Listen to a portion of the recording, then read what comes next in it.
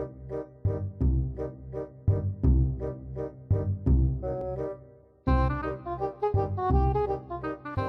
this is Drew Zagorski, and welcome to the Gray Matter Stream of Consciousness. We're going to start this segment by a little experiment. I'm going to show you a picture and then ask you to listen to a sound bite.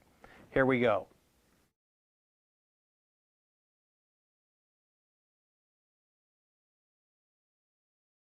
Roasted garlic, warm cheese, homemade tomato sauce. You can feel the weight of the ingredients on the crispy crust. The creamy texture of melted mozzarella peels away string by string, dripping with anticipated flavor. The aroma of fresh basil, oregano, and sausage emanates from the saucy slice, and you can almost taste it.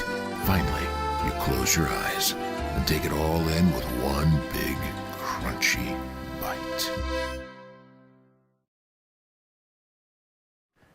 Well, thanks for playing along. Today we're going to talk about radio and why it works and why it's a viable channel for your marketing. I want to thank the Bing Lounge and Portland Area Radio Council today. Here's Melissa Cundy from Park for making this possible. The folks at Bing Lounge are doing the audio and video production for us. So a couple of things about radio that I want to throw out there. It's just some raw statistics. Radio reaches over 240 million people a day.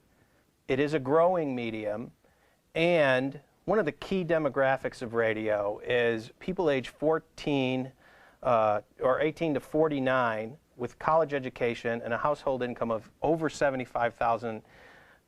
Now, if that isn't an attractive demographic, I don't know what is. But I've asked Melissa to come here today to talk to us about radio and answer some questions. So, Melissa, why don't you tell us why radio continues to grow and what makes it a good marketing choice? Well, one of the reasons I think that, Drew, that radio continues to grow is it's a very personal medium. Radio reaches thousands, millions of people every day, but it speaks to one person at a time.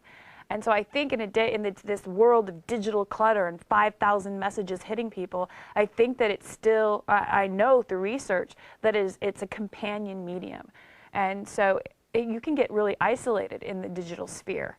And radio is that one medium where you can turn on and you can feel like you're in community. So that's why I think it's growing, because it really is this connection to other people. It's kind of like the original social media, if I can, stretch it that far. Okay. Why does it work? Why does it work? Well, I think really what radio works because it is the superpower of sound and story. There is no other medium out there that a business can talk to somebody one-on-one that will allow them to tell their story and create a signature sound. And you can really stand out with radio, whereas other mediums, I think it was Martin Lindstrom said that, and I'm not going to quote this exactly, but like 86 or 83% of all businesses spend their entire marketing budget on visual.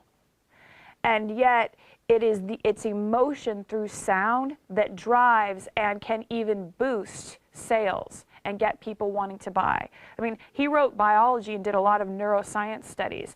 And so radio is that medium that touches the emotion where people are. I mean, people are listening it to in their car. They're listening to, at the point of purchase, they just got out of their car listening to something, and they're motivated because they have this sense of connection with that brand. And it's something that can happen all year long. And it's not just this random out there. Your business becomes that business that's in their mental community. Does that make sense? Sure.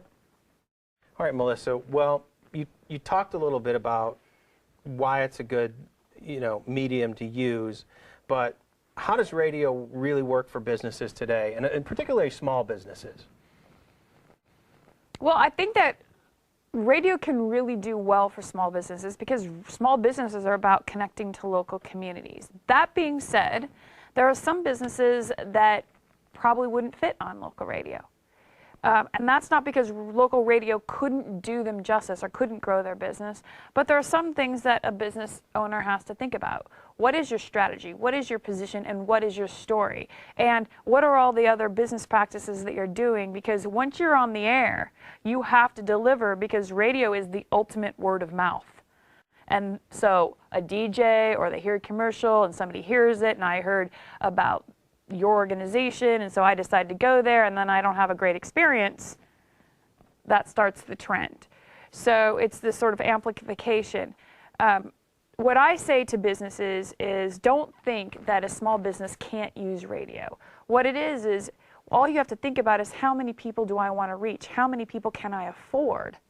Right. And then reach that number of people. So let's say there's a small business that lives in Washington County, and they want to reach Washington County folks. There's a great little radio station called KUIK over there that reaches specific Washington County, that has cost-effective rates. Sometimes rates, and I don't want to quote anything here, but somewhere between $20 to $80, and that can reach up to 40,000 people, and even you can just pick a day part, you can pick a whole radio station, and you can slowly grow. So let's look at, or streaming, for instance. Streaming really works very well at, what, $5 a stream? And let's say you're reaching 1,000 people every day, 5,000, or $5 into 1,000 people, that's like pennies per audio impression. So it's really about, it's not necessarily, building a business isn't about reach as much as it's about frequency and them hearing your story.